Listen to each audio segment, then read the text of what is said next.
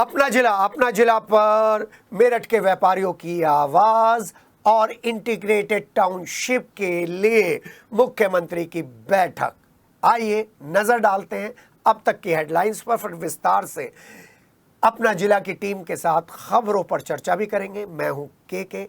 नजर डालते हैं हेडलाइंस पर। 60 घंटे के लिए सेंट्रल मार्केट बंद करने का आह्वान, व्यापारियों ने योगी शासन से की अपील, सेंट्रल मार्केट को घोषित किया जाए बाजार।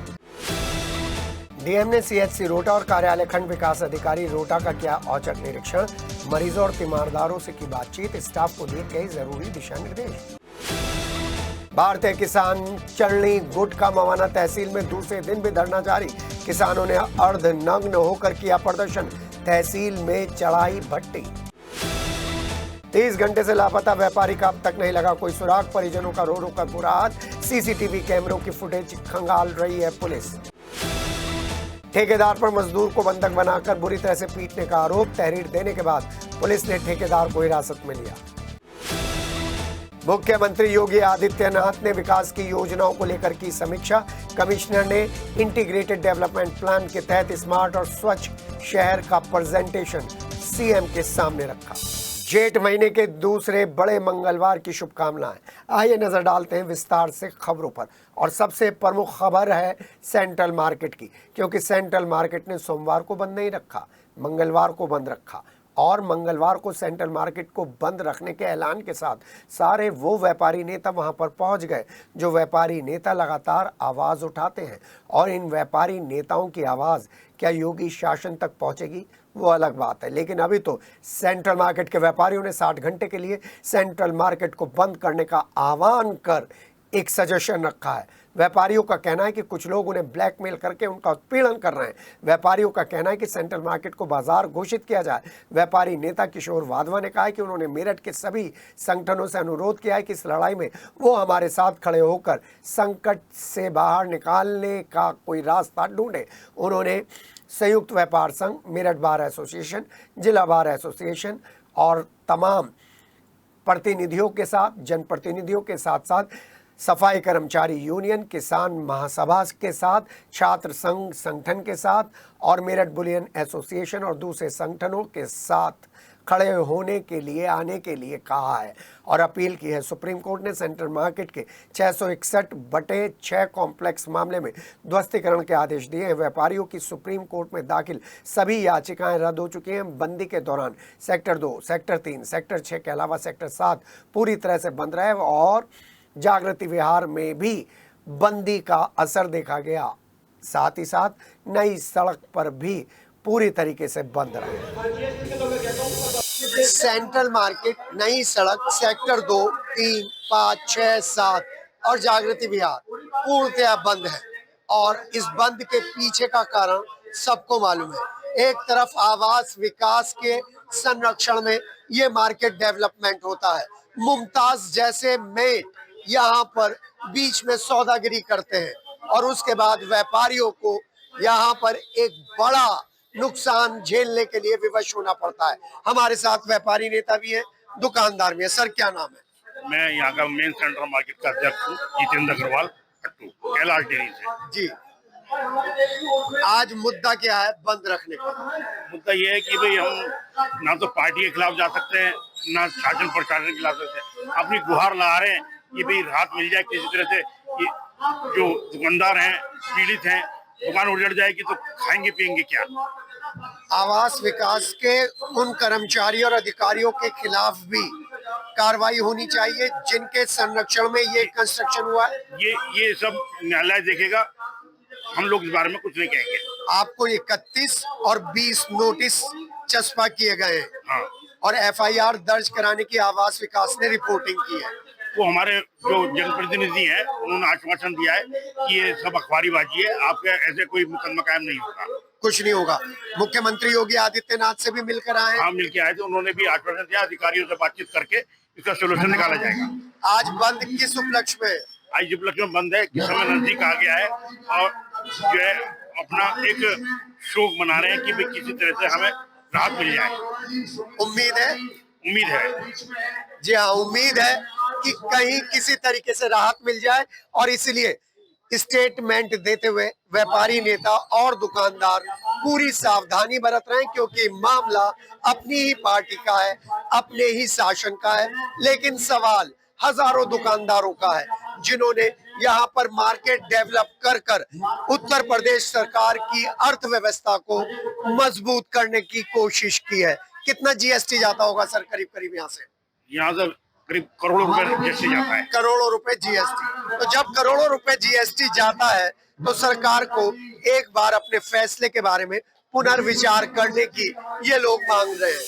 करीब 20-25 साल पहले ये जो प्रॉपर्टी है, रेजिडेंशियल प्रॉपर्टी है, उसको कॉमर्शियल प्रॉपर्टी में अवैध रूप से कन्वर्ट करने का गोरख धंधा आवास विकास में चल रहा था, और उसमें मुमताज जैसे मेट का नाम आना और ये बताना कि किस तरीके से आवास विकास में खरीद फरोख्त के जरिए, कागजों को में हेर फेर के जरिए रेजिडेंशियल प्लॉट्स को कॉमर्शियल बदला जाता था। तो फिर एक और स्टेप बढ़ा, और वो स्टेप था आरटीआई का। आरटीआई के माध्यम से एक बड़ा सवाल उठाया गया, और आरटीआई का संज्ञान लेते हुए आज 2025 में सुप्रीम कोर्ट ने एक बड़ा वर्डिक्ट दे दिया है कि यहाँ पर इन दुकानों का ध्वस्तीकरण हो, क्योंकि जिन दुकानों के ध्वस्तीकरण की बात चल रही है उनमें यहीं से शुरुआत होनी है। लेकिन प्रश्न यह है कि आप कितनी दुकानों का ध्वस्तीकरण करेंगे, कितने क्षेत्र का ध्वस्तीकरण करेंगे, कितने दुकानदारों के पेट पर लात मारेंगे, और उन आवास विकास के कर्मचारी और अधिकारियों को बख्श देंगे जिनके संरक्षण में ये पूरा डेवलपमेंट कई सालों तक चला है। और उसके बाद ये स्थिति आई है। मेरे सामने व्यापारी नेता लगातार भाषण दे रहे हैं, विरोध दर्ज करा रहे हैं। मुख्यमंत्री योगी आदित्यनाथ के यहाँ पर भी गुहार लगाई गई है, लेकिन अभी फिलहाल ध्वस्तीकरण की जो तलवार है वो सबके सर पर लटक रही है। यहाँ पर कुछ लोग बैठे, सबके चेहरे उतरे हुए हैं, लेकिन उम्मीद सबके दिल में है कि कुछ पॉजिटिव फैसला आएगा। आने की उम्मीद है सर, पॉजिटिव फैसला। पॉजिटिव फैसला कोर्ट से तो कुछ नहीं आने की उम्मीद है, पर सरकार कुछ कर सकती है जी, और सरकार से हमें बहुत उम्मीद है। योगी जी से मुलाकात करी है, योगी जी ने आश्वासन भी दिया है कि हम जो है इसमें कुछ देखेंगे, लेकिन अभी तक हमारे पास कोई फैसला नहीं है। बल्कि अब तो दलाल भी लग गए जो आके इस बात को कह रहे हैं कि 20 लाख रुपए दो, 25 लाख रुपए दो, मैं आरटीआई नहीं लगाऊंगा, मैं ये नहीं करूंगा, वो नहीं करूंगा। ऐसे दलाल भी आ रहे हैं सर? ऐसे दलाल भी आ रहे हैं, और उसकी वजह से हम परेशान है, इसलिए हमने सारा बाजार बंद कर दिया। जागृति विहार तक? जागृति विहार तक सब बंद कर दिया। 60 घंटे का घोषित बंद है। 60 घंटे का? हाँ। कितने की हानि हो रही है सर जीएसटी की? जीएसटी की हानि का तो हमें पता नहीं जी, देखो कितना रेवेन्यू जाता है, लेकिन हमें यह पता है करोड़ों में ही रहेगा जी। हाँ। आवास विकास की भूमिका को लेकर क्या कहेंगे? आवास विकास की भूमिका बहुत खराब है जी। कई कारण हैं। जब 50 सालों तक इन्होंने बनवाया, सुप्रीम कोर्ट ने आदेश कर दिया, इनके सारे तो रिटायर्ड हो गए या कुछ मर गए, 5-7 आदमियों को निकाल के लाए ये। हाँ। दूसरी बात, बन तो अब भी रहे हैं जी। तीसरी बात, जो ये कोई बिल्डर कॉम्प्लेक्सेस नहीं है जी, ये तो आदमी ने 50-50 साल पहले अपने गाढ़ी कमाई लगा के धीरे धीरे बनाए। उस समय रोकते, आज रोकने का क्या मतलब? 50 साल बाद रोकने का क्या मतलब? सन 77 से लेके अब आप 2025 में बात कर रहे हो। 50 साल में तो शहर भी पुराना हो जाता है। शहर भी बदल गया। शहर भी बदल गया है। लोगों की जीवनचर्या, परिवार, बच्चे, बालक सब इसी पर निर्भर हैं। लाखों लोगों को बेरोजगार करना, पूरे यूपी के आवास विकास के अंदर अगर देखा जाए तो 15 से 20 लाख प्रॉपर्टी है, और 20 लाख प्रॉपर्टी को तोड़ना और उन पर सारे कानून चलाना, ये तो अपनी हस्ती मरवाने को खुद ही तैयार है। डिपार्टमेंट को नहीं बंद कर देते भाई। 20 लाख आदमी मकान तोड़ोगे, तुमने बनाए कितने थे तो बता दो। 25 बनाए, 20 तोड़ोगे तुम, ये कोई तरीका है? सर, उन लोगों को कुछ आप राय देना चाहेंगे जो अपनी रेजिडेंशियल प्रॉपर्टी में कॉमर्शियल प्रॉपर्टी खोल लेते हैं, उन्हें कुछ राय देना चाहेंगे? हाँ, हम राय देना चाहते हैं भैया, सब कानून से चलो, नियम कायदे के अनुसार करो। आवास विकास का रूल है 25%, 40% का एफआईआर का जी, उसमें जो है आपको परमिशन दी जाती है, आप उनसे नक्शा पास कराओ, उन्हें बनवाओ। लेकिन जो पुराने बने हुए हैं उनको तो रेगुलराइज करने का कोई तरीका निकालना चाहिए। कंपाउंडिंग होगी, वो देने के लिए तैयार है दुकानदार? कंपाउंडिंग सब देने के लिए तैयार है, कोई मना नहीं करेगा। सर, नेताओं ने भी धोखा दिया है थोड़ा सा। नेताओं ने तो सिर्फ आश्वासन दिया, सुप्रीम कोर्ट के आगे एक खड़ा नहीं हुआ। जनता की, पब्लिक की आवाज तो योगी जी ने भी नहीं सुनी। हम तो खुली खुली बात कह रहे हैं, आज योगी जी ने भी जनता की आवाज नहीं सुनी। उन्होंने कह दिया जो लीगल होगा, जो कानून सम्मत होगा वो करेंगे। मैं कानून सम्मत क्या करेगा इसमें? सारे बीजेपी के वोटर बैठे हैं यहाँ, आरएसएस के भी हैं, आरएसएस कोर वर्कर हैं आरएसएस के, और बाद में हार हुर जाएंगे कि साहब दूसरों को वोट दे दिया। यही एरिया तो जिताता है। अब नहीं जिताने का, अब की बार नहीं जिता पाने का। खुला खुला चैलेंज है, खुला चैलेंज। सर, नई पीढ़ी को कैसे कंट्रोल करोगे? आपने तो कह दिया नई पीढ़ी तो बीजेपी की दीवानी है। नहीं, दीवानी नहीं है, अब नहीं है दीवानी। जिसकी पेट पे लात पड़ती है ना, 20 लाख आदमी यहाँ पर इससे अफेक्टेड हो जाएगा। एक हाथ तो नहीं है, एक हाथ तो नहीं है। अगर जो आवास विकास ने बना के दिया है वो किसके पास है? सबने अपनी जमा पूंजी लगाने के बाद एक एक दुकान में 4-4, 5-5 एक जने लोग काम कर रहे हैं। सब मालिकों ने अपनी जमा पूंजी लगा रखी है। जी हाँ, ये वो एरिया है जहाँ पर मुजफ्फरनगर, हापुड़, खतौली और मवाना से ग्राहक आते हैं, दुकानदार दुकान खोलने आते हैं। ऐसे में जी सर, भैया एक बात और कहना चाहूंगा जो आपको समझनी बहुत आवश्यक है। बहुत जरूरी है। पूरे मेरठ शहर में इनके सन 31 के सदरे में जो इन्होंने टाउन प्लानिंग की, उसमें 3 बाजार हैं, सदर बाजार, बेगमपुर, कैंट बाजार। बाकी कोई बाजार ही नहीं है। भगत सिंह मार्केट है, फड़ मार्केट है, लाल कुर्ती में लाल कुर्ती मार्केट अंग्रेजों के समय का। बाकी बाजार तो मैंने घोषित कौन सा कर रखा है? बाजार क्यों नहीं घोषित करते? तो मैं शास्त्री नगर, जागृति विहार मिला के कम से कम 10-12-15 हाथ मिलाओ। आपने जितना दिल खोल के बोला है, ऐसा नेताओं को बोलना चाहिए था। बिल्कुल बोलना चाहिए था। इसे मार्केट घोषित करो। यहाँ मार्केट है कहाँ? कोई बुढ़ा बुढ़ा जब 77 में तुमने मकान बेचे थे, आज वे बुढ़े हैं 90-90 साल के, वे 12 किलोमीटर दूर मार्केट करने जाएंगे। उनके पेट पे लात नहीं पड़ रही है। सर, नेता तो डरे हुए। नेता कोई डरावा नहीं है। मैंने अभी 2 लोगों से बाइट ली है, वो बोलने के लिए तैयार नहीं है। जितने खुले दिल से आपने इन हजारों दुकानदारों के समर्थन। नहीं, वो नहीं बोलेंगे, वो नहीं बोलेंगे। उन्हें तो अपनी रोटी सेकनी है, पैसे बनाने। वे काहे को बोलेंगे? वे काहे को पब्लिक के बीच में आएंगे? इनको तो जब जूते पड़ेंगे तब आएंगे। सर, कितना पैसे का इन्वेस्टमेंट है आपका? करोड़ों रुपए इन्वेस्टमेंट है जी। और आज क्या स्थिति है? आज स्थिति है जी, व्यापार बचाने के लिए जूझ रहे हैं। घर पे क्या हालत है सर? सब परेशान है जी घर पर। जी भाई, टेंशन में है सब लोग टेंशन में ही है जी। इतने पैसे इन्वेस्ट हुए हैं, सब रोजी रोटी सब यहीं से चल रही है। अगर ऐसा कोई अगर कुछ गलत हुआ तो कदम उठाया गया सरकार द्वारा या डिपार्टमेंट द्वारा, तो सब रोड पे आ जाएंगे हम लोग। कोई ऑल्टरनेटिव नहीं? कोई ऑल्टरनेटिव तो हमारी जमा पूंजी यही है, इसी बाजार से ये सब कुछ है, तो रोड पे आ जाएंगे हम लोग। क्या करेंगे जी? 30 साल से जुड़े हुए लोग बाजार, 30 साल से जुड़े हुए, 20 साल 25 साल होगा हम इस बाजार में बैठे हुए। क्या कहेंगे भाई? बस यही कहना है जी, अगर जो हमारे हित में हो सके, हमारे व्यापारियों के हित में हो सके, वे हम लोगों के नीचे भी कई लोग काम कर रहे हैं। सभी व्यापारी जितने भी हैं यहाँ पे, उनके नीचे भी कई लोग, कई घर चल रहे हैं। उन सब घरों का भी जमा पूंजी, जितनी भी यहाँ से इन्वेस्टमेंट हो रही है या जितने भी यहाँ से खर्चे निकल रहे हैं, सब लोगों के यहीं से निकल रहे हैं जी। अगर ये मार्केट नहीं रहेगा तो कुछ भी नहीं रहेगा। जी हाँ, आज से हमने पहले भी सेंट्रल मार्केट के ऊपर कवरेज दिखाई थी जब ध्वस्तीकरण के नोटिस नहीं आए थे। तब भी हमने किसी नेता से बात नहीं की थी।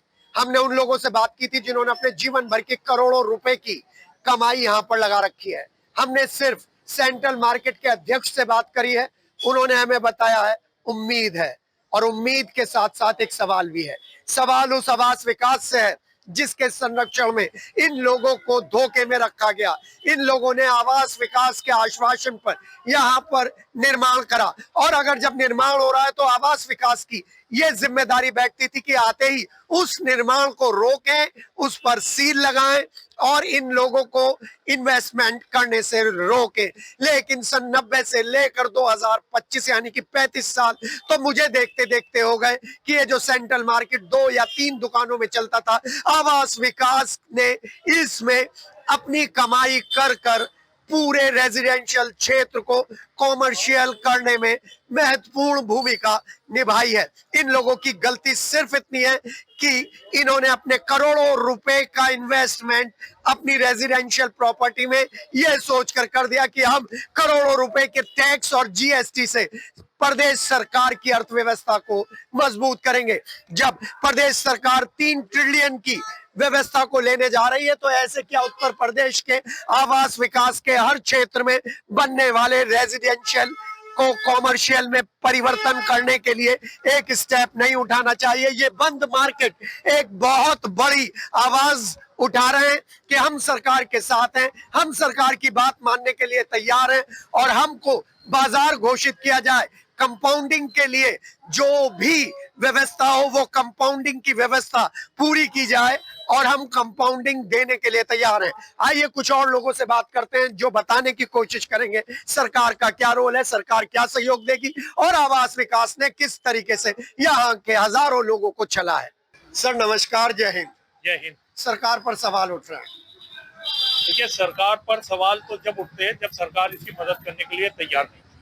माननीय उच्चतम न्यायालय का जो आदेश है उसके सम्मान करते हुए आज व्यापारी एकत्रित हुए हैं कि रोजी रोटी के बचाव के लिए एक बार हमारी पुनः सुनवाई करें। आरटीआई कार्यकर्ता लोकेश खुराना की भी गलती है। आरटीआई कार्यकर्ता हो या कोई भी अन्य व्यापारी हो, विरोध तो कहीं ना कहीं सरकार का भी होता है और कोर्ट का भी होता है। उनकी गलतियां मैं तो सीधा पूछ रहा हूं। मैं उनकी गलती को गलती नहीं मानना, वो अपना काम कर रहे हैं, लेकिन हमारा जो काम है हम व्यापारी के साथ खड़े हैं और व्यापारियों का अनुरोध कर रहे हैं कि जिनकी रोजी रोटी जा रही है उनके बचाने के लिए प्रयास करें। सर, आवास विकास ने कितनी बड़ी धोखेबाजी की है आप लोगों के साथ? आवास विकास ने धोखेबाजी तो की है और हम माननीय सर्वोच्च न्यायालय से एक रिक्वेस्ट करेंगे, हम इसको खुद डिमोलिश करने के लिए तैयार हैं, लेकिन जो हमारे 25 व्यापारी हैं उनके बच्चों को या उन्हें रोजगार दे दिया जाए। वो अपने बीवी बच्चे कैसे पालेंगे, हमें ये पूछ रहे हैं बस। हमारे ये वो बच्चे कहाँ जाएंगे जिनसे हमने अब हम अपने बच्चों को पाल रहे हैं, सर वो बच्चे कहाँ जाएंगे? कुछ व्यापारी तो कह रहे हैं कि जिन्होंने यहाँ से रिश्वत ले लेके अपने एक कमरे के मकान को बंगला बनाया, उन्हीं को तोड़कर फ्लैट बनाकर इन सब लोगों को हमने इस शास्त्र नगर को जब बिल्कुल जंगल था इसको हमने जन्नत बना दिया, हमने इसको जन्नत बना दिया है। उस जन्नत को छीना जा रहा है हमसे। जी हाँ, ये दर्द है। आज किसी व्यापारी नेता से बात नहीं, क्योंकि व्यापारी नेता तो अपनी बात के लिए आते हैं, सूरत दिखाते हैं, चले जाते हैं। इन दुकानदारों को जो दर्द मिला है उस दर्द की दवा सिर्फ सरकार के पास है। सरकार से छोटी सी रिक्वेस्ट है, कंपाउंडिंग की जाए, इन पर पेनल्टी लगाई जाए, इनके लिए इसे बाजार घोषित किया जाए और साथ ही साथ जो मुआवजा बनता है ये सब लोग देने के लिए तैयार है। लेकिन जमाया 50 साल पुराना ये व्यापारिक प्रतिष्ठान वाला बाजार क्यों सरकार के संज्ञान में नहीं है? और अगर सरकार इस मार्केट के ऊपर इतना बड़ा स्टेप उठा रही है तो ऐसे समस्त रेजिडेंशियल प्लॉट्स पर, रेजिडेंशियल प्रॉपर्टी पर भी कार्रवाई की जाए जो कॉमर्शियल बदल चुके हैं, चाहे वो कानपुर की बात हो, चाहे वो लखनऊ की बात हो, चाहे वो गाजियाबाद की बात हो, चाहे आगरा की बात हो, चाहे मेरठ की बात हो। सेंट्रल मार्केट के ध्वस्तीकरण की कार्रवाई के विरोध में, सेंट्रल मार्केट को खत्म करने के विरोध में व्यापारियों की ये एक छोटी सी जनसभा है, लेकिन संदेश बड़ा है। संदेश ये है जो हजारों लोगों की रोजी रोटी इस मार्केट से चल रही है उनका ध्यान रखा जाए। जहां पर व्यापारी नेताओं के बीच में ये सब लोग उनकी बातें सुन रहे हैं, लेकिन सरकार से एक ही रिक्वेस्ट कर रहे हैं, अगर यहाँ पर ध्वस्तीकरण की कार्रवाई होती है तो हमें कहीं ना कहीं पर विस्थापित किया जाए। आपको बता दें यहाँ पर ज्यादातर दुकानदार वो दुकानदार हैं जिन्होंने 1947 के बाद हिंदुस्तान में आकर अपने आप को खड़ा करने की कोशिश की थी और उन्हीं लोगों ने यहाँ पर सेंट्रल मार्केट में आए। हर 5वें दुकानदार की जड़ें पाकिस्तान से जुड़ी हुई हैं, पाकिस्तान के रिफ्यूजी हैं। तिबारा खड़े होने की हिम्मत इन लोगों में नहीं है। तो ये एक छोटा सा संघर्ष शुरू किया है सेंट्रल मार्केट के व्यापारियों ने आवास विकास के खिलाफ, उन अवैध आरटीआई धारकों के खिलाफ जो आरटीआई डालकर इनको बार बार धमकाते हैं और उन जनप्रतिनिधियों के लिए भी जो जनप्रतिनिधि इनको आश्वासन तो देते हैं लेकिन आज तक कोई सॉल्यूशन नहीं हुआ है। अपने सहयोगी वंश के साथ के सिटी हलचल। भारतीय किसान यूनियन चरणी गुट का लगातार दूसरे दिन भी मवाना तहसील में धरना प्रदर्शन जारी रहा। किसानों ने धरना स्थल पर ही भट्टी चढ़ा दी और लेखपाल को सस्पेंड नहीं किए जाने तक धरना प्रदर्शन जारी रखने का ऐलान करते हुए 3 बजे तक का एसडीएम को नोटिस दे दिया गया था। लेकिन एसडीएम के नहीं आने पर आधा दर्जन से अधिक किसानों ने कुर्ते उतार कर अर्धनग्न होकर प्रदर्शन करना शुरू कर दिया। किसानों से मिलने पहुंचे नायब तहसीलदार सचिन तोमर के सामने किसानों ने 2 मांगे रख दी हैं। किसानों के खिलाफ दर्ज मुकदमे वापस ले जाएं और रूपाली लेखपाल को तहसील मवाना से हटाए जाने की मांग भी उन्होंने उठाई है। किसानों ने आरोप लगाया कि रूपाली लेखपाल अपने साथ नरेश नासिरपुर नाम का एक प्राइवेट कर्मचारी रखती है जिसके हाथ से ही सारा लेन देन किया जाता है। और नायब तहसीलदार सचिन ने मांगे पूरी कराए जाने का आश्वासन दिया, लेकिन एसडीएम क्यों नहीं पहुंचे, ये बड़ा सवाल है।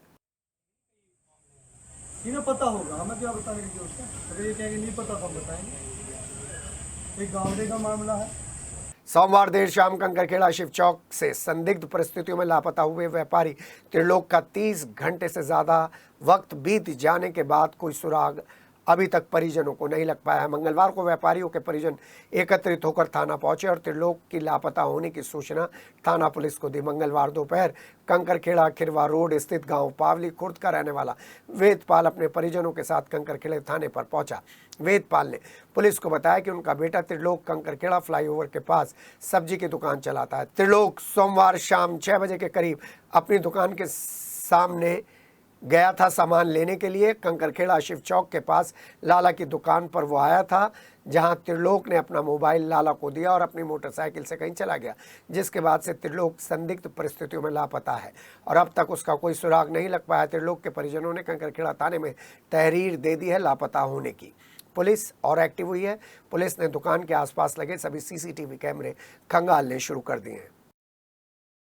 सोमवार को कंकरखेड़ा थाना क्षेत्र के लखवाए के रहने वाले मजदूर संजीव मुरलीपुर गांव के एक लाला के घर पर मजदूरी का काम कर रहा था। उसी मकान में गांव मुरलीपुर का रहने वाला वकील ठेकेदार भी टाइल्स लगाने का काम कर रहा था। मजदूर संजीव का आरोप है कि ठेकेदार वकील ने उस पर 5,000 रुपये चोरी करने पर एक कमरे में रस्सी से बांधकर डंडे से पीटना शुरू कर दिया था, जिसमें वो गंभीर रूप से घायल हो गया। पीड़ित संजीव ने तहरीर देते हुए बताया कि उसने शोर मचाया, तभी आसपास के लोग आए जिन्होंने ठेकेदार से उसे बचाया, लेकिन ठेकेदार वहां से फरार हो गया। मंगलवार को मजदूर संजीव ने कंकरखेड़ा थाने पर पहुंचकर आरोपी ठेकेदार वकील के खिलाफ तहरीर दे दी है, जिसके बाद पुलिस ने कार्रवाई करते हुए आरोपी ठेकेदार को हिरासत में ले लिया है। ये देखो, ये नील पड़ रहे सारे, और कहाँ है? यहाँ गुम चोट है। मेरठ को स्मार्ट, स्वच्छ और सस्टेनेबल शहर के रूप में विकसित करने की दिशा में मुख्यमंत्री योगी आदित्यनाथ ने सोमवार को इंटीग्रेटेड डेवलपमेंट प्लान की गहन समीक्षा की। बैठक में मुख्यमंत्री को अवगत कराया गया कि इस योजना के अंतर्गत 93 परियोजनाएं प्रस्तावित हैं, जिनकी लागत करीब 15,000 करोड़ रुपए है। इसमें से 6 परियोजनाओं पर कार्य शुरू भी हो चुका है। मुख्यमंत्री ने निर्देश दिए कि मेरठ की ऐतिहासिक, औद्योगिक और शैक्षणिक विशेषताओं को ध्यान में रखते हुए सभी योजनाएं पारदर्शिता, समयबद्धता और गुणवत्ता के मानकों के अनुरूप क्रियान्वित की जाएं।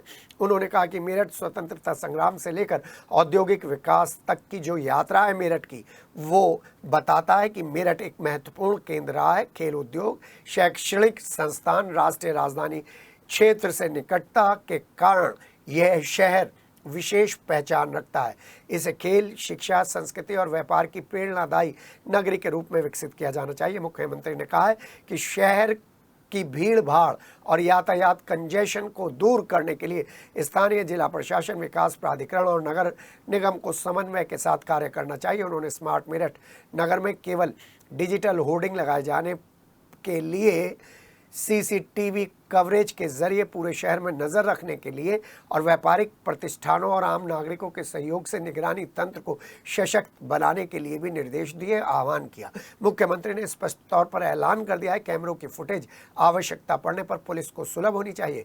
इलेक्ट्रिक वाहनों को बढ़ावा देने और सिटी बस सेवा में निजी क्षेत्र की भागीदारी को प्रोत्साहित करने की बात करते हुए उन्होंने कहा कि मेरठ को पर्यावरणीय दृष्टि से अनुकरणीय शहर के रूप में ढालना होगा। उन्होंने स्वच्छ नगर की परिकल्पना को साकार करने के लिए डोर टू डोर कूड़ा संग्रहण को सुनिश्चित करना और नदियों के पुनर्जीवन के लिए ठोस प्रयास करने के निर्देश दिए। साथ ही कहा है कि सीवर निस्तारण के लिए STP अच्छा विकल्प हो सकता है, लेकिन ड्रेनेज को प्राकृतिक व्यवस्था से जोड़ना अधिक प्रभावी होगा। मुख्यमंत्री को अवगत कराया गया है कि ये विकास योजना 6 प्रमुख विषयों पर आधारित है, जिनमें सार्वजनिक स्थलों का सौंदर्यीकरण, वॉक फ्रेंडली व्यवस्था, निर्बाध आवागमन, पर्यावरणीय एवं सामाजिक जन सुविधाएं, औद्योगिक और आवासीय अधोसंरचना का विकास, ऐतिहासिक विरासत का संरक्षण तथा पुनर्विकास शामिल है।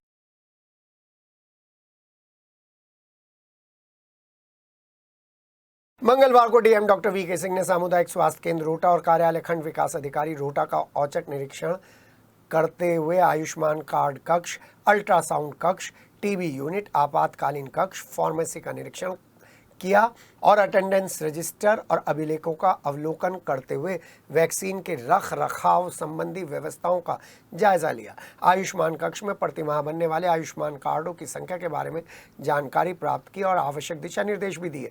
जिला अधिकारी ने भर्ती मरीजों के तीमारदारों से स्वास्थ्य सेवाओं को लेकर बातचीत की। सामुदायिक स्वास्थ्य केंद्र में साफ सफाई कराए जाने के निर्देश दिए। इस दौरान खंड विकास अधिकारी कार्यालय का भी निरीक्षण किया गया, अभिलेखों का निरीक्षण किया गया, संबंधित अधिकारी को आवश्यक दिशा निर्देश दिए गए। इस अवसर पर सीएमओ डॉक्टर अशोक कटारिया, सामुदायिक स्वास्थ्य केंद्र रोहटा के चिकित्सक और स्टाफ तथा खंड विकास अधिकारी कार्यालय का स्टाफ भी उपस्थित रहा।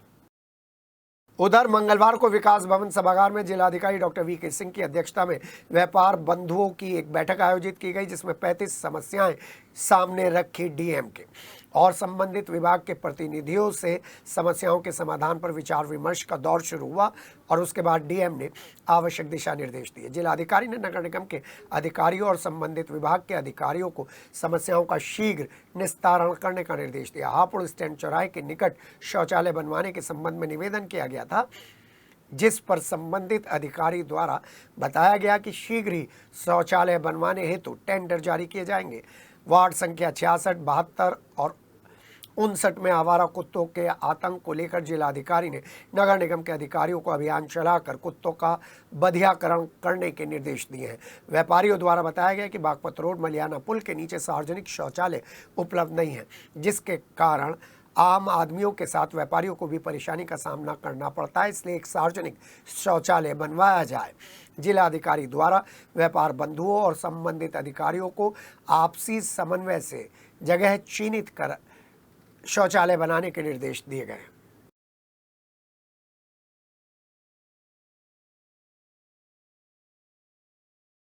मंगलवार को पंजाब एंड सिंध बैंक की नई शाखा का बैंक के महाप्रबंधक गोपाल कृष्ण द्वारा फीता काटकर उद्घाटन किया गया। इस अवसर पर आंचलिक प्रबंधक महेश सबरवाल सहित बैंक के कई सम्मानित स्टाफ और ग्राहक उपस्थित रहे। इस दौरान गोपाल कृष्ण ग्राहकों से रूबरू होते हुए बैंक की कार्यप्रणाली पर प्रकाश डालते हुए नजर आए। उन्होंने ग्राहकों से कहा कि एक ही स्थान पर सारी सुविधाओं से युक्त ये मॉडल शाखा है, जो बैंक के प्रयासों का बेहतरीन नमूना है। उन्होंने कहा कि मॉडल शाखा का विचार बैंक में एक नया कदम है। आशा है कि आप सभी इन सुविधाओं का लाभ अवश्य उठाएंगे। इस दौरान कई सम्मानित ग्राहक भी अपने विचार रखते हुए नजर आए और अंत में शाखा प्रभारी BK गौतम ने सभी का आभार व्यक्त किया।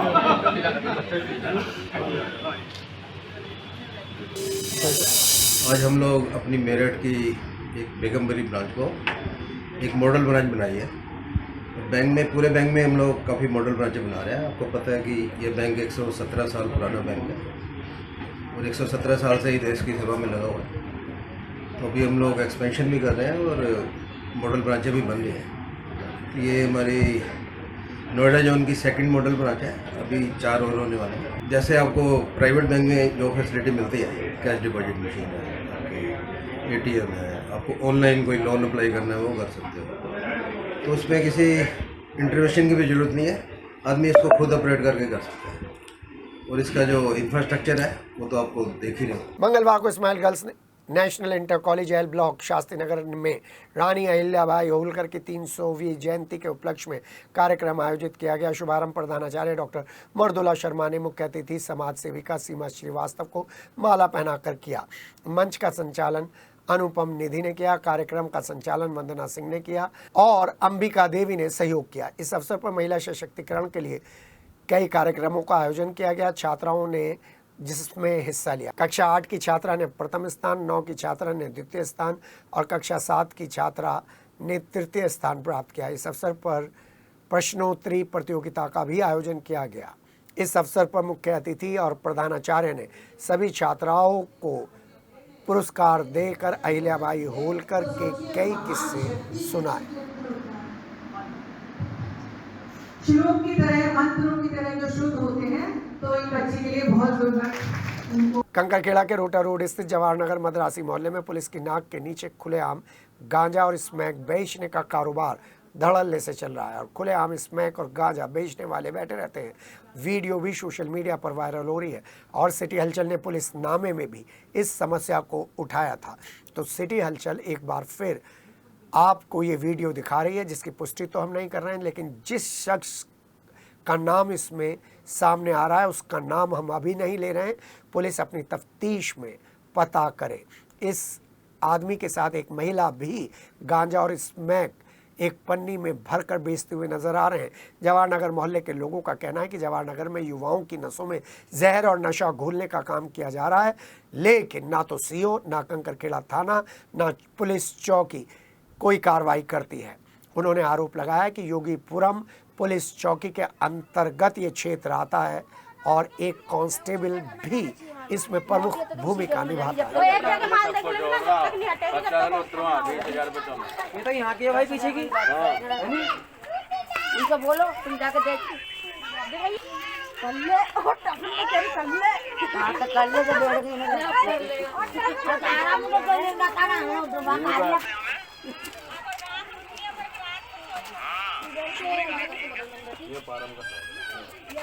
पहले वहाँ से छोड़ा, वहाँ से टोका तो वहाँ से जाना बंद कर दी, फिर यहाँ से जाने लगी, यहाँ से पकड़ा तो यहाँ से जाना बंद कर दी और फाजिलपुर के रास्ता, फाजिलपुर वाला रास्ता है ये रहा पीछे, ये यहाँ की वीडियो फाजिलपुर के रास्ते, वो जो गोबर ओबर पात रखे हैं वहाँ पर।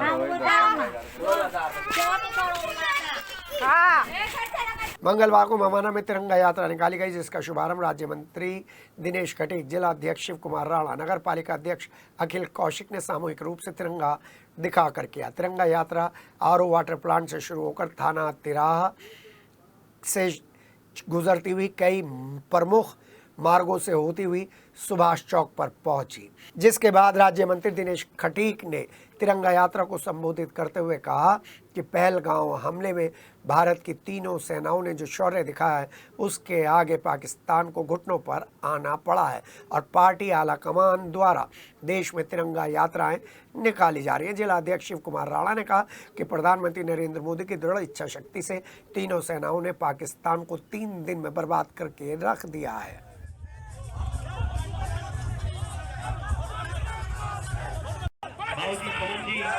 परीक्षितगढ़ में देर रात चोरों ने 2 मकानों को निशाना बनाते हुए चोरी की वारदात को अंजाम दिया। चोर मोबाइल फोन और हजारों की नकदी चोरी कर ले गए। पीड़ित ने थाने में तहरीर दी है। कस्बा परीक्षितगढ़ के मोहल्ला होलीवाला के रहने वाले सागर ने तहरीर में बताया कि देर रात वो घर में सोया हुआ था। इसी दौरान चोर दीवार फांद कर घर में घुसे और मल्टीमीडिया वाला मोबाइल, 17,000 की नकदी चोरी कर ली। वहीं चोर ने पड़ोस के रहने वाले जवाहर सिंह के मकान से 25,000 की नकदी चोरी कर ली। पीड़ित ने भी थाने में तहरीर देते हुए कार्रवाई की मांग की है। मंगलवार को एसएसपी ऑफिस पहुंची लालकुटी थाना क्षेत्र के खटीक मोहल्ले की रहने वाली महिला ने मोहल्ले के ही रहने वाले गोप उर्फ साहिल, रोहन उर्फ गल्लू, आंचल और उनकी माता पर मारपीट करने का आरोप लगाया। पीड़िता ने आरोप लगाते हुए बताया कि 19 मई को साहिल और रोहन ने शराब पीकर घर में घुसकर उनके साथ मारपीट की और इज्जत लूटने की कोशिश की और वो गर्भवती हैं। आरोपियों ने उनके पेट पर भी लात मारी, जिससे उनकी हालत बिगड़ चुकी है। पीड़िता ने एसएसपी ऑफिस में आला अधिकारियों से मामले में कार्रवाई करने की मांग की है। मवाना में 300 गज के मकान को लेकर बहन भाई के बीच का विवाद एसएसपी ऑफिस तक पहुंच गया। एसएसपी ऑफिस पहुंचे बुलंदशहर के रहने वाले आस मोहम्मद ने आला अधिकारियों को शिकायती पत्र सौंपते बताया कि वो 4 भाई बहन हैं। 3 भाई बहन एक साथ रहते हैं, जबकि मवाना के मोहल्ला मुन्ना लाल में उनका दादा इलाही मकान है जिसमें उनकी बहन जरीना और उनके पति उमर ने कब्जा कर लिया है और हिस्सा नहीं दे रहे हैं। पीड़ित आस मोहम्मद ने आरोप लगाते हुए बताया 19 मई को जब वो अपना हिस्सा मांगने पहुंचे तो जरीना, उमर और उनकी बेटियों ने उनके साथ मारपीट करते हुए जान से मारने की धमकी दी। इसी शिकायत को लेकर आला अधिकारियों के यहाँ इंसाफ की गुहार लगाने पहुंचे थे ये लोग। कल अपनी बहन के पास गए थे, हमारा मकान कब्जा कर रखा उन्होंने और हम कहने लगे कि हमारा मकान वापस दे दो, तो वो हमें जान से मारने की धमकी दे रही है। वजह यह है अम्मी के नाम बैनामा है उस मकान का। उन्होंने सबसे पहले हमारी अम्मी का मर्डर करा, उससे 1 साल पहले भाई का मर्डर करा और कल हम अपनी जान बचा के भागे, हम थाने भी नहीं गए क्योंकि वो हमारे पीछे लग गए थे। बहन हुई था, भांजी थी, बहन थी और उनका बड़ा वाला लड़का था, 2-3 लड़के और बुला लिए थे उन्होंने। जेठ का दूसरा बड़ा मंगलवार। जेठ महीने की महिमा जानते हैं ना, जब हनुमान जी से भगवान राम मिले, और इसीलिए तो सिटी हलचल की सहयोगी चैनल नंबर 156 पर हम आपको रामायण दिखा रहे हैं। तो मंगलवार को बड़ा मंगल दिन के रूप में मनाया जाता है। कंकरखेड़ा थाना पुलिस ने थाने के गेट पर टेंट लगाकर विशाल भंडारे का आयोजन करते हुए सीओ दौराला प्रकाश चंद्र अग्रवाल और कंकरखेड़ा के थाना प्रभारी विनय कुमार के साथ मिलकर समस्त स्टाफ ने लोगों को भंडारा वितरित किया। भंडारे में आलू की सब्जी, पनीर की सब्जी, रायता और पूरी की व्यवस्था की गई थी। भंडारे में बड़ी संख्या में लोगों ने प्रसाद ग्रहण किया।